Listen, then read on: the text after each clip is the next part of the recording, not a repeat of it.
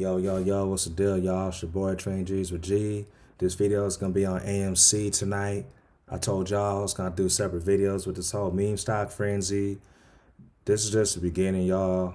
I'm not done yet. This is just a whole lot of stuff that's been going on, dating back from this date right here, as you see, August 24th, 2023. That's when the 10-to-1 reverse stock split happened. And right here, as you can see, for those y'all that have been tuning into my channel, appreciate y'all for returning. For those y'all that don't quite understand my channel, I pretty much break down trade options. If you see my other videos, my other shorts, I've been breaking them down. And this one right here is all the way back in August. I purchased this like about a month before the whole stock split happened, and a reverse stock split happened. This was originally a $4 call, and since it was a 10-to-1 reverse split, it increased the worth, not really the worth, but the price of the shares. So it went to $40, and yeah. So let's say if you had 100 shares of AMC, you own 10 at that price. So you owned 100 shares at $4. It went to $40 and you own only 10. So I'm gonna tell y'all, this call option is very risky because we knew this was happening. I only spent 160 for one contract. I needed to get up here to break even, but despite that, the whole reverse split pretty much was for AMC to kind of try to get out of their debt. And I'm gonna talk about their quarter earnings from fourth quarter last year and the first quarter this year that was just released a few months ago. And pretty much I'm gonna break it down just real quick. So the reverse split it happened on the 24th of August last year, and it was 10-to-1 reverse split, like I said. And the whole ape conversion was terrible. It was a scam. So pretty much if you owned one AMC share at that time, you would get an ape share. And this was to help clean out the company to avoid bankruptcy. And it's just so hypocritical because, you know what I'm saying? Adam Aaron and all of his buddies are billionaires. They could like literally pitch in together and just pay for all this debt that they're in. They're over $2 billion in debt at the moment. I'm gonna go over that in a second, but they want us, the people, to obviously pay that debt. And since COVID, their numbers have been down, but they're starting to come back up slightly. They're still in a rabbit hole. So pretty much these ape shares came out in 2022. I'm gonna scroll on down here. And the stockholders voted for this to happen. So they wanted the ape shares, they agreed, and this is a little timeline that happened starting in March or February 2023 of last year.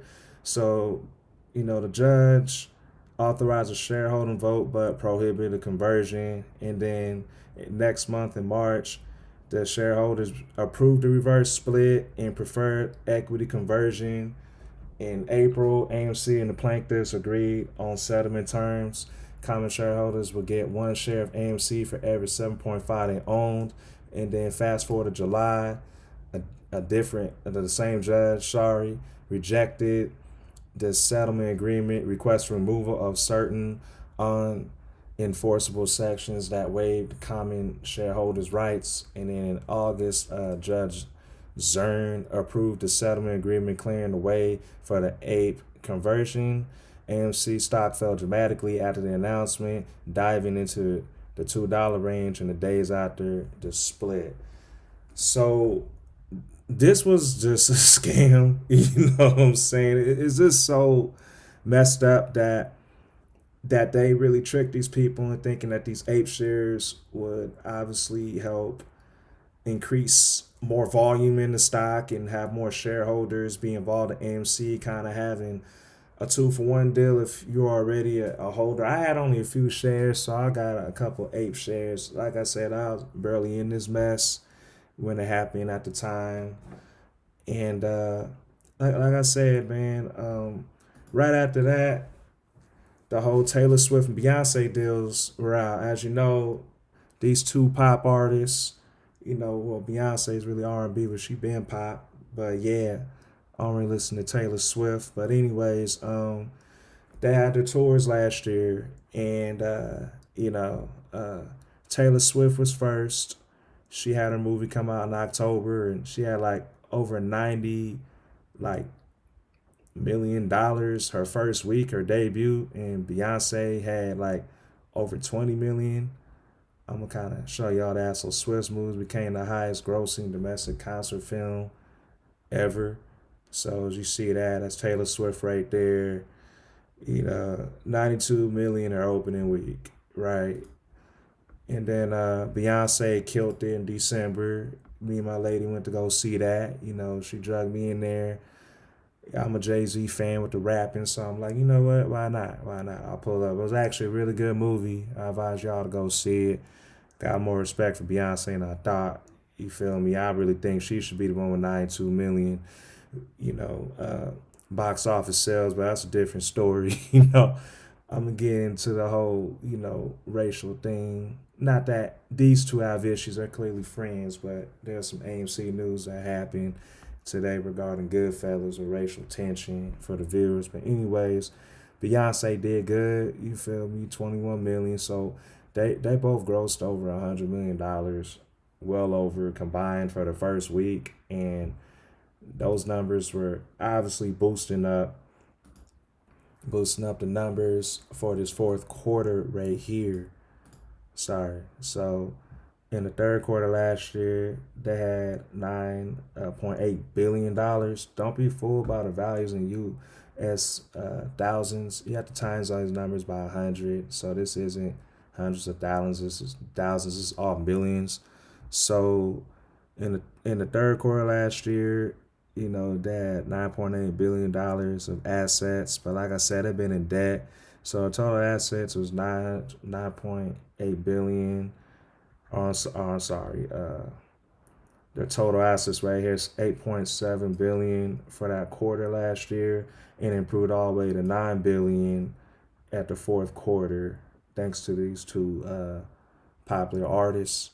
So their whole debt has been kind of ugly. Their liabilities, they owe well over $10 billion, and yeah, they're $2 billion in debt. So yeah, that didn't really hit on the last quarter in March. So as you can see, AMC is pretty much a falling knife. But as long as they had these deals coming out, they even got Billie English with like some kind of music deal. I'm not gonna get into all that. I don't really care about no Billie English. But anyways, this right here shows that AMC is in some huge debt. They can cover this. They can cover this. Like I said, they're $2 billion in debt. They're slightly improving, so don't let these numbers fool you. Of talking about they're gonna file for bankruptcy. If they do, they're doing it on purpose. I honestly think that's a scapegoat for all the shorts. They're really trying to get people to sell their shares. As we know, everything's been halted and manipulated as of last week regarding GameStop. So, like I said, this is the annual numbers now. As of 2023, they did their thing. They made $9 billion on the year, but still they're in debt 10 billion. So yeah, they got some work to do. I don't know if they could recover this year, but who knows? Maybe in a few years they can. Maybe another company will buy them out, or they'll sell their shares like they've done in the past. And it's check out they put in their call volume for the options. So this is my contract right here that expires 6/20/2025.